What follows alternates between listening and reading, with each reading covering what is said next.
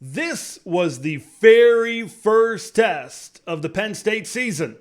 Sure, they passed, but it wasn't easy. From LA to Piscataway, all Big Ten all year long.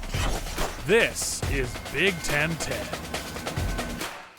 We've been asking the first 2 weeks, what has been happening to this Illinois defense? Where is this attacking, flying to the football, this stifling Illinois defense that we saw last season? I think we saw glimpses of it against Penn State. This is the defense I think that we expected at the beginning of the season. This is the type of performance that we expected from big old number 4, Johnny Newton, right? I mentioned the stats of Newton and Randolph the first game against Toledo, where they did not get into the backfield and wreak any havoc whatsoever. Johnny Newton got it going a little bit in game number 2 against Kansas with a couple of sacks, and I thought this was a great matchup.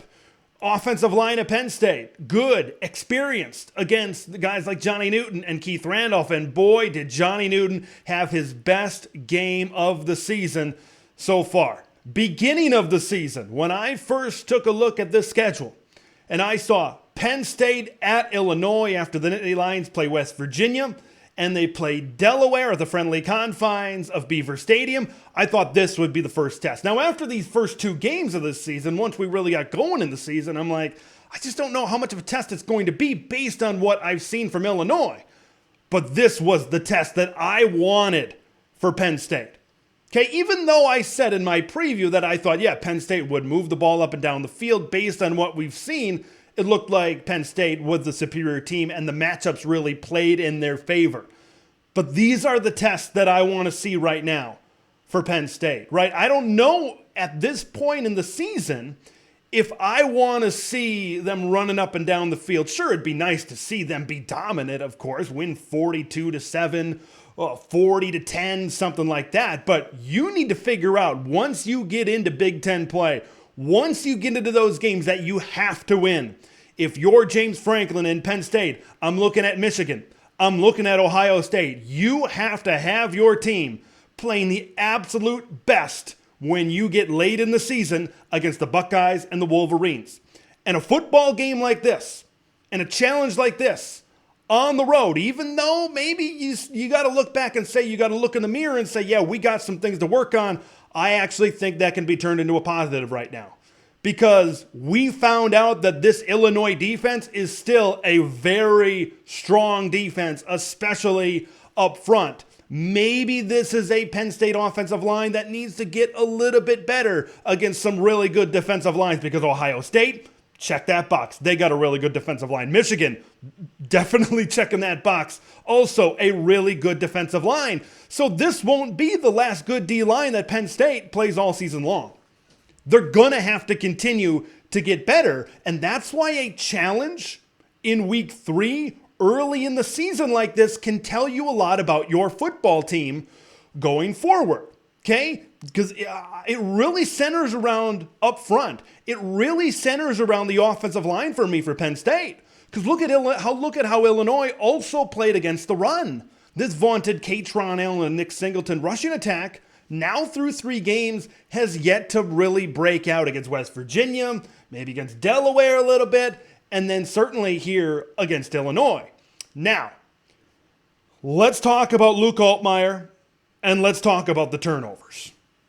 Okay?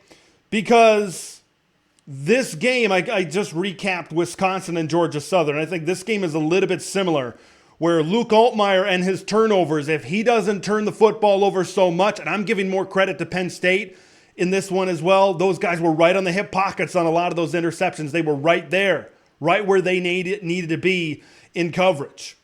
Okay, but if those interceptions don't happen and Luke Altmaier doesn't turn the football over like this, I think this is a battle through the third quarter. I think this is a battle going into the fourth quarter. But I got to give some credit to Penn State for being in the right position to getting to that point. But some throws I get early in this game from Luke Altmaier weren't great. I think as this game kind of went on and as we saw some of these later interceptions, they were more of Luke Altmaier trying to make a play to get Illinois back into this football game. When I look at this from the Illinois standpoint, This is still a team that Luke Altmaier is going to take them as far as he can take them. My thought on that hasn't changed, even though the defense stepped up. And that defense is going to have to play like that every single week if Illinois wants to be in the race for a Big Ten West title when all is said and done. Because this Illinois offense still having trouble running the football. Okay, Reggie Love, Josh McCray, even though they seem to get a little bit better, it's not as much of a threat. It's not a threat right now where you can consistently lean on it and take heat off of Luke Altmaier. All right, that's what I see right now for the Illinois Fighting Illini. For the orange and blue, look, your losses are against Kansas, who might be one of the best teams in the Big 12 this season, definitely offensively.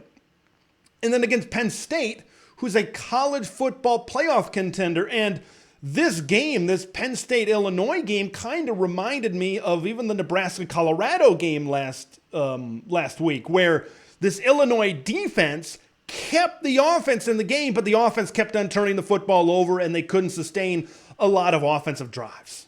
And thus, the dam finally broke for that Illinois defense, and Penn State was able to wear them down, and eventually they got into the end zone and did what they needed to do. There's a lot to learn from for Penn State. There is something to be said in a game like this, going on the road and continue to battle and battle and battle and fight through this adversity, because you're going to need to do that this season, Penn State. You're going to have a target on your back almost every single game the rest of the way. Next week, Penn State has Iowa in a whiteout, right? That's when you look at 11 on 11, Iowa's probably a better defense than Illinois. So when you talk about learning things, when you talk about figuring these things out, even though the whiteout gives you a huge advantage in that game against the Hawkeye team whose offense isn't very good, but when you look at this from Penn State's offense against opposing defenses, they got to figure some things out here pretty soon. I think Iowa can maybe take some of what Illinois did right and maybe implement it in that whiteout game as well. Drew Aller was under pressure a lot in this game, but when I look at Drew in this game, and when I talk about fight, and when I talk about grit, and when I talk about battle, Drew Aller, that's what I really think of, right? Because he hung in there. He hung in there, and he made throws when he needed to make throws in this game. His stat line certainly isn't going to pop out. Sure, his completion rate was, I think it was somewhere around 50% in this game, but I think you got to give a lot of credit to Illinois continuing to get into the backfield. Continuing. This was the game. This was the first game where that's Illinois. This is what I want to see from the Fighting Illini. Penn State needs to shore up some things on the offensive line. I think that's my big takeaway right now for the Nittany Lions. Okay, when you look at your rushing attack and how maybe ineffective it was early in this game, and when you take a look at your pass protection, how Johnny Newton, even when he wasn't able to get in there, even when he wasn't able to get sacks, he was batting down balls, he was chasing down Drew Aller. It's this offensive line, I think, that needs to continue to get better for Penn State if they want. And this is the goal. We know what the goal is for Penn State. It's beating Ohio State, it's beating Michigan, or it's beating one of them.